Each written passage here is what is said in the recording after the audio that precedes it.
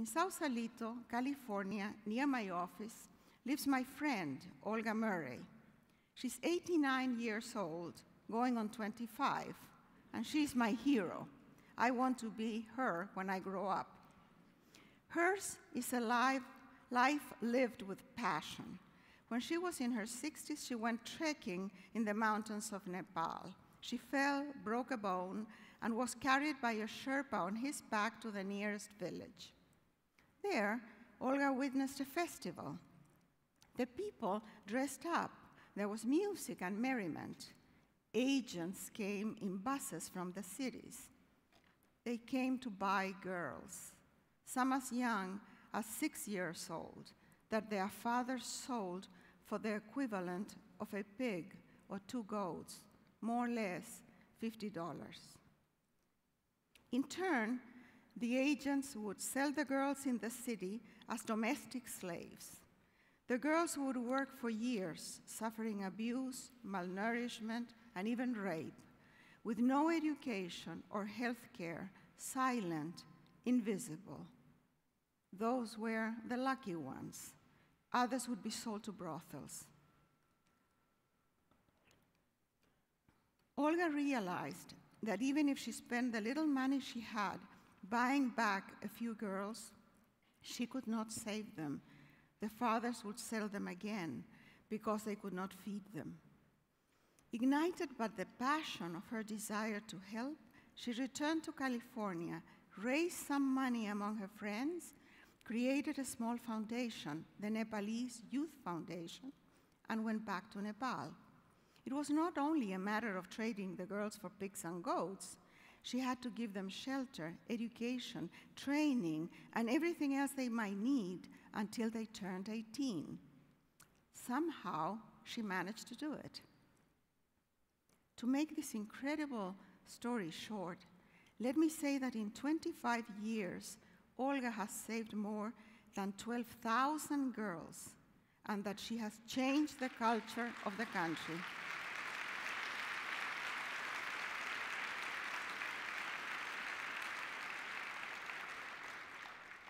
The government has declared the practice of child domestic bondage illegal. Now it is shameful for a father to sell his daughter, and the buses do not show up in the villages.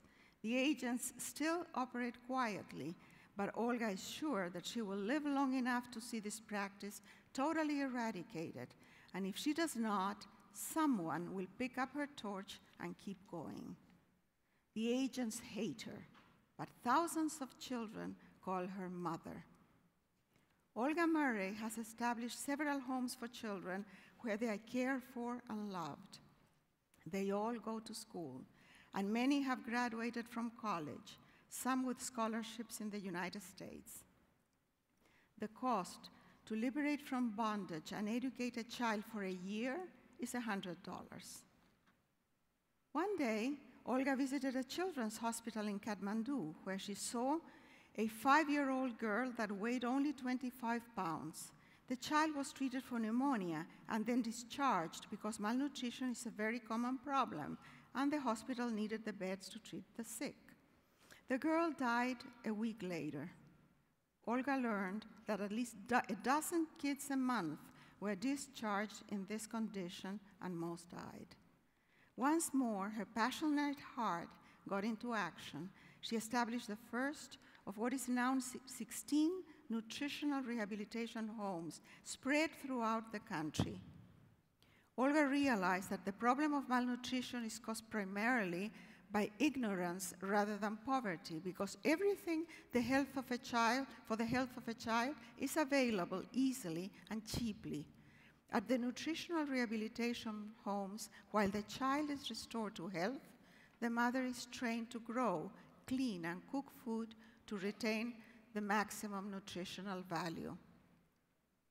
I have seen the photo albums in Olga's house.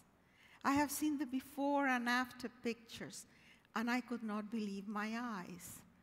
Often the children arrive at the hospital so ill that they can hardly raise their heads. They cannot even cry. They are living tiny skeletons. In the other photograph, the kid is playing with a ball, smiling, It takes an average of 3 weeks, just 3 weeks, to restore a starving child to blooming good health and educate the mother in how to care for her family. Over 13,000 children have gone through this program with a success rate of 95%. The cost? $260 per child, mother pair.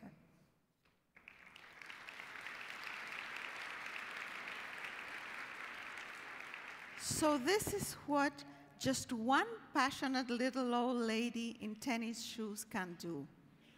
Olga Mary spends half a year in Nepal and the other half in the United States raising funds.